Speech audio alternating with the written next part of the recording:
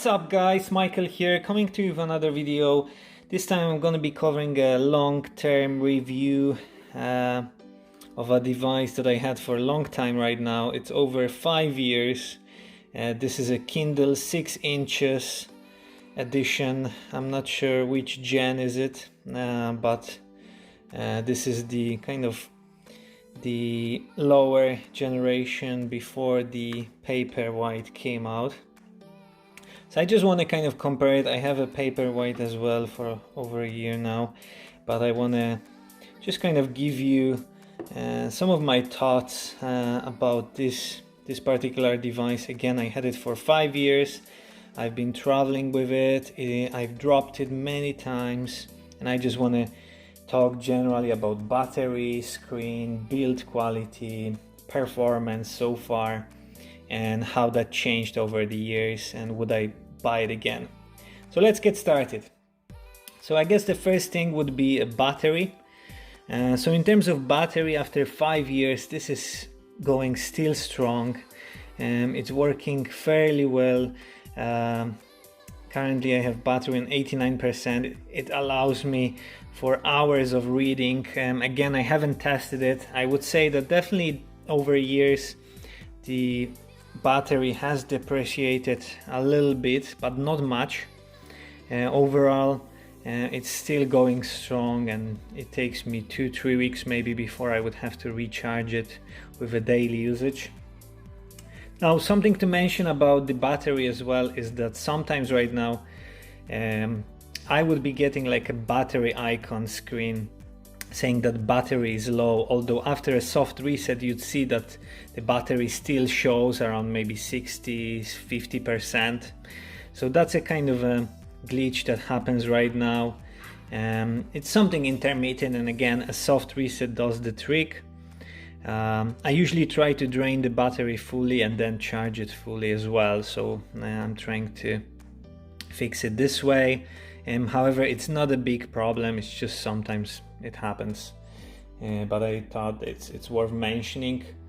Now, other than this battery, really happy so far. 5 years, I mean, it's really quality. Now, in terms of the screen, you can see that over the years, I mean, there's certain kind of blemishes that came through. You won't be able to see it, but obviously some scratches, dirt that kind of got stuck in the corners. That's hard to maybe remove, which is also a drawback from comparing to Paperwhite. That's kind of flat out screen. However, overall, pressing on it and all, changing pages, everything works as it was 5 years ago. So no problems here. It really stood that time, and it's still working perfectly fine. Now, in terms of kind of how quickly it changes, as you can see, it's fairly good. Now, Paperwhite is a little bit faster, but that doesn't have any kind of repercussions. It's still working fine.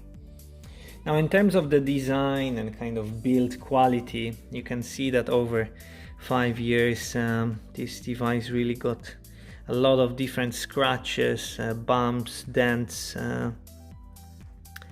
So yeah, the case stood very well. I have to say that the plastic here is really good. I mean, I've been traveling with this device for some time, and kind of it got some moisture in certain humid locations like Cambodia or Laos, and it still works fine. I flooded it once, I dried it for 2-3 days, and it still works fine. The case never opened, although it again fell a few times from a height of maybe, I don't know, a meter or 5 feet roughly, and yeah, it's still very good. It feels solid. So in that terms, still happy with it. Again, the power button works fine, the light works fine, the socket for the old USB, micro USB, still fine. In terms of performance, now I would say it still works as it was 5 years ago. I didn't see a huge drop in performance in terms how the kind of pages load and open. This is still fine. Very responsive, and again the touchscreen works perfectly fine, so I'm very happy with it overall. People ask me whether I would recommend it or buy it again, and the answer is definitely yes. It's a really good quality product. If I'd have the money, I'd probably go for Paperwhite right now. However, the cheaper version, the kind of standard Kindle model, still provides a huge quality for the money given, and it's gonna last a long time. So again, I'm very happy with it. The only thing that maybe I was missing when traveling was the backlight. This would be really helpful when camping or let's say in outdoors. It would be quite useful. Other than this, really happy with that device. I'd highly recommend it. I'll leave the link for purchasing one of these if you'd like. Again, I have mine with the ads and the kind of Amazon offers that show up at the bottom. I didn't pay extra to remove those, but yeah, still fine.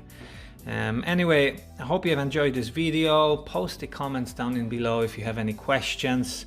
Also, please subscribe to support this channel, and I hope you have a great day. Take care. I will see you in the next one. Cheers.